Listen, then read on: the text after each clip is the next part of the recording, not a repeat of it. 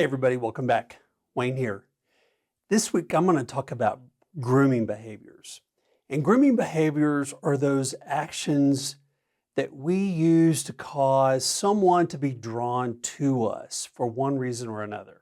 These behaviors are driven by our need for attention, affection, affirmation, validation, or acceptance. And for men, that behavior is what we call pimping tenderness. It's a man's way of stirring emotion and affection in a woman and drawing her attention to his direction. And typically, a man pretends interest or pays attention, gives compliments, and the game's on. But for women, grooming behaviors may involve dressing or flirting, or some people will say, what's wrong with flirting? And for the single person, really not much.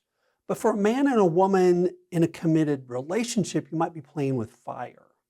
Even if in the beginning of a playful encounter, there is honestly no interest in the other person.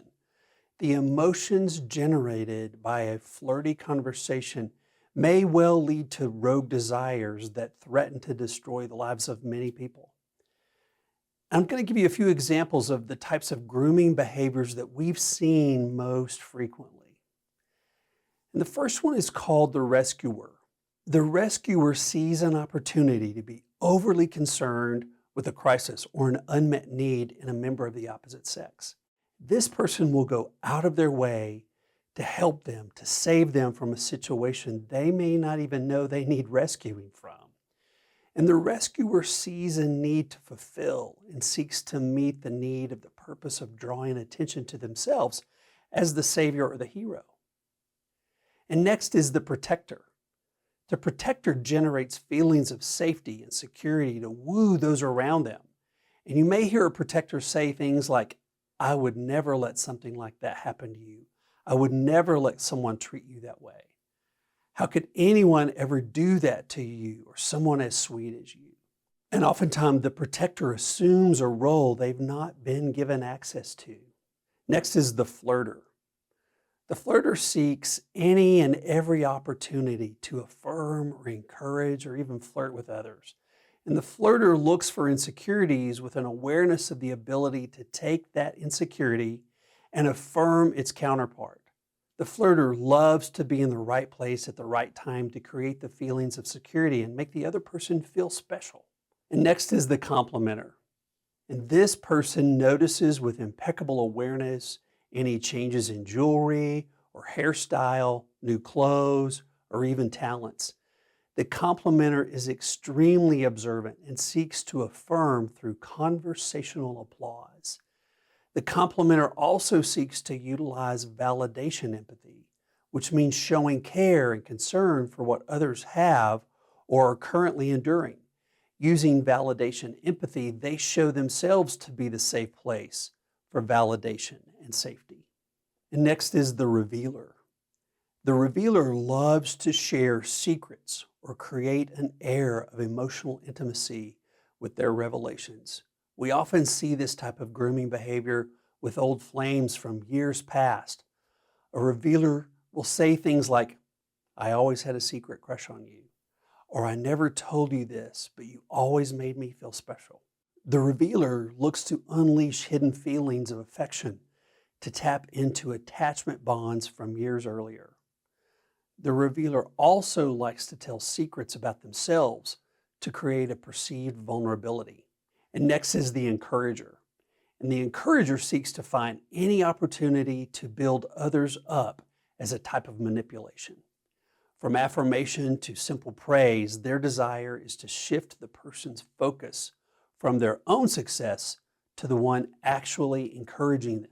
It's also an attempt to establish a bond which drives that person to continually seek out the encourager when they need a boost in self-esteem. While not only meeting the short-term needs of each party, the encourager lays groundwork for a future intimacy that will continue to be reestablished each time the encouragement or the validation is needed.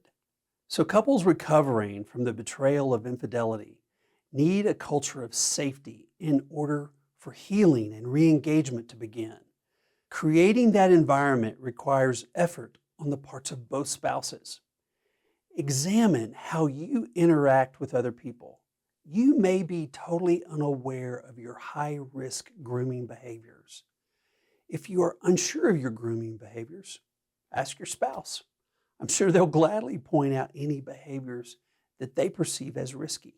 And just know that most of us tend to get defensive if our spouse shares what they see as our risky behaviors. That's because we tend to judge ourselves by our intentions, but we judge others by their actions. Because you don't have corrupt intentions as you interact with others, it seems harmless to you. After all, you're just friends. The danger lies in the probability of the positive attention you receive in return for these grooming behaviors catching you by surprise and stirring rogue desires. At the very least, your risky behaviors will leave your mate feeling unsafe and uncared for. Be willing to examine your motives and willing to stop those behaviors for the sake of your relationship. This may include your right to flirt, your right to have friends with members of the opposite sex, or even your right to get your legitimate needs met in illegitimate ways. You may feel that your mate needs to just get over it, and this is just how you are, and they need to accept it. But perhaps instead, we need to grow in our capacity to love and learn to care about the feelings we may be creating in our spouse and the feelings that we may be stirring up in others. Just because it's the way you've always done things or the way you've always been doesn't make it safe or a loving act. Learn to protect your relationship. If you'd like help learning how to protect your relationship, or perhaps how you ever got to the place of needing protection, I invite you to check out the Emergency Marriage Seminar online. It's a 13-week online course that offers an expertly designed recovery path from the trauma of infidelity. You'll learn how to create safety for yourself as well as your spouse, and develop and express empathy, and put an end to isolation, and so much more.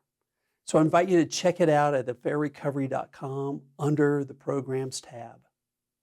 Thanks so much for being with me again this week. You know it's always good to be with you. Stay safe, and I will see you again soon.